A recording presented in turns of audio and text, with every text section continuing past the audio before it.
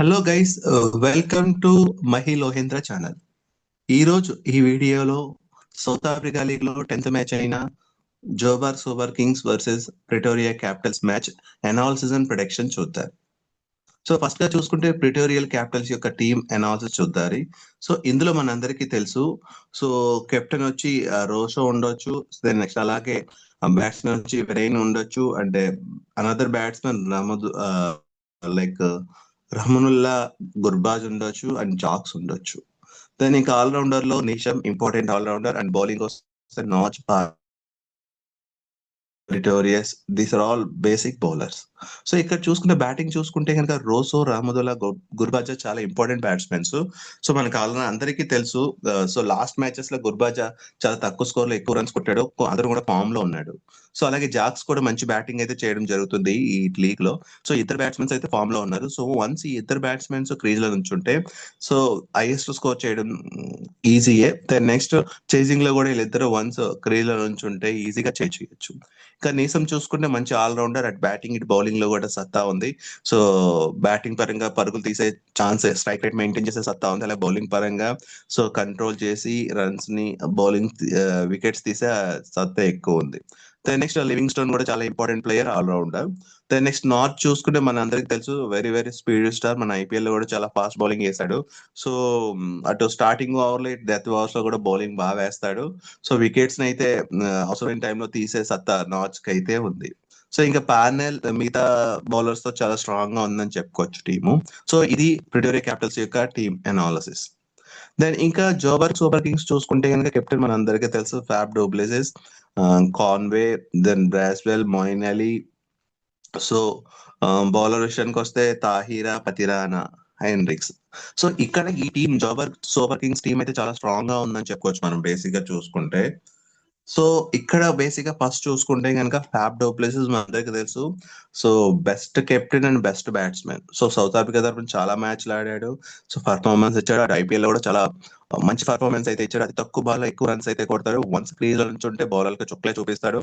So అలాగే ఎటువంటి chasing ఉన్న రన్స్ చేసింగ్ టైంలో ఎటువంటి ఎక్కువ రన్స్ ఉన్నా కూడా సో వాటిని పట్టించుకోకుండా స్కోర్ అయితే అలవోకగా పరిగెత్తడం జరుగుతుంది.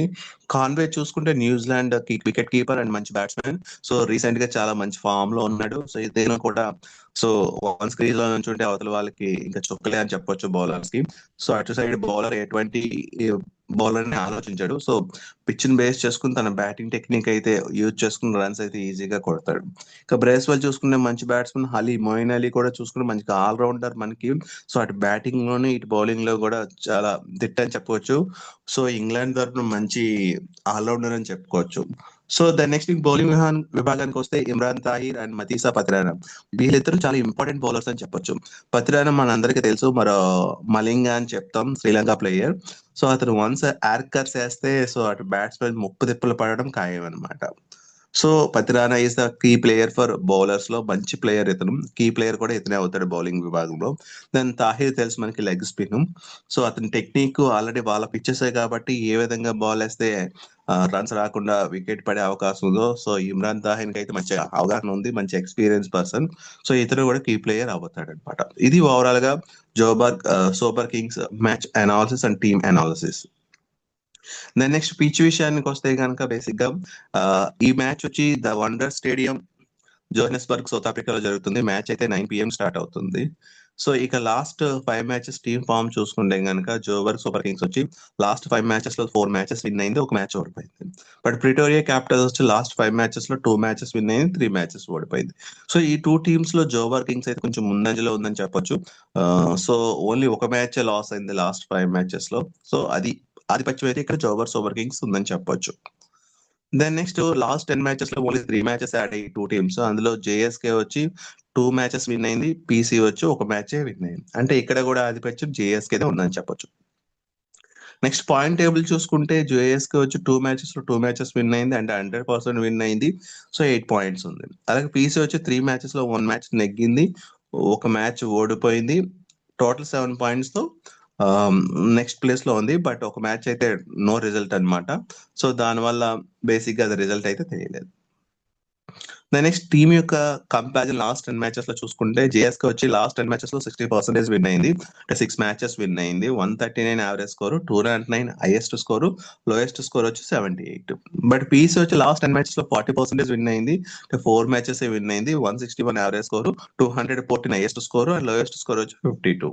సో ఇక్కడ చూసుకుంటే బోత్ టీమ్స్ ఈక్వల్ గానే ఉన్నాయని చెప్పుకోవచ్చు. కొంచెం విన్ పర్సెంటేజ్ లో జేఎస్కే కొంచెం హైయెస్ట్ లో ఉంది. నెక్స్ట్ వెదర్ రిపోర్ట్ చూసుకుంటే కనుక ఇక్కడ 86% రైన్ వచ్చే ఛాన్స్ ఉంది, 80% హ్యూమిడిటీ అంటున్నాడు.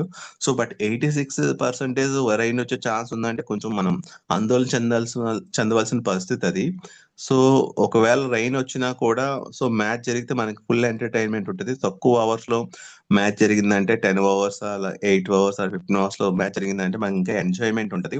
చూడాలి, మాక్సిమం మ్యాచ్ జరుగుతుందని మనం ఆశిద్దారు. సో ఇక వెన్యూ స్టాట్స్ చూసుకుంటే లాస్ట్ 7 మ్యాచెస్ లో ఫస్ట్ బ్యాటింగ్ చేసిన టీం 43% విన్ అయింది. సెకండ్ బ్యాటింగ్ చేసిన టీం 57% విన్ అయింది. యావరేజ్ ఫస్ట్ ఇన్నింగ్ స్కోర్ వచ్చి 157 and average second inning score వచ్చి 141. హైయెస్ట్ టోటల్ వచ్చి 211 ఫర్ 6 వికెట్స్, లోయెస్ట్ టోటల్ వచ్చి 78 ఫర్ 10 వికెట్స్. హైయెస్ట్ చేజ్డ్ వచ్చి 209 ఫర్ 3 వికెట్స్. సో చూసుకుంటే కనుక ఈ పిచ్ అన్నది మాక్సిమం బ్యాటింగ్ కి అనుకూలించే విధంగా ఉంది. సో నెక్స్ట్ ఇంకా పేస్ వర్సెస్ స్పిన్ చూసుకుంటే సో బోత్ బౌలర్స్ కి ఈక్వల్ అయితే మాక్సిమం ఈక్వలే వచ్చింది. సో ఒక 9% డిఫరెన్స్ ఉన్నా కూడా సో టోటల్ పేస్ బౌలర్స్ వచ్చి 60 వికెట్స్ తీశారు. అలాగే స్పిన్ బౌలర్స్ వచ్చి 42 వికెట్స్ తీశారు. అంటే 59% వికెట్స్ పేస్ బౌలర్స్ తీశారు, 41% స్పిన్ బౌలర్స్ తీశారు. అంటే కొద్దిగా ఆధిపత్యం అయితే ఫేస్ బౌలర్స్ ఉంది. అంటే ఈ పిచ్ మాక్సిమం అంటే కొద్దిగా ఫేస్ బౌలర్ కి అనుకూలించే ఉంది. అలాగే స్పిన్ కూడా అనుకూలిస్తుంది అనమాట. సో ఇది ఓవరాల్ గా ఈ మ్యాచ్ యొక్క అనాలిసిస్. సో ఈ match analysis and production base చేసుకుని ఈ 2 టీమ్స్ లో నెగ్గేది జోబర్గ్ సూపర్ కింగ్స్. కానీ టాస్ వేసిన తర్వాత యాక్చువల్ రిజల్ట్ మా ఛానల్ అయితే పోస్ట్ చేయడం జరుగుతుంది. సో అలాగే మా ఛానల్ లింక్ ని డిస్క్రిప్షన్ లో అయితే ఇవ్వడం జరిగింది. ఒకసారి ఆ లింక్ ఓపెన్ చేసి ఛానల్లో జాయిన్ అవ్వండి. అలాగే ఓన్లీ బిగ్ బ్యాష్ లీగే కాకుండా BPL, so south Africa league 20 running matches, అలాగే ఫుట్బాల్ మ్యాచెస్ ఇక ప్రొడక్షన్ అయితే మా ఛానల్లో జరుగుతుంది. సో మా ఛానల్ అయితే ఫాలో అవ్వండి. Thank you.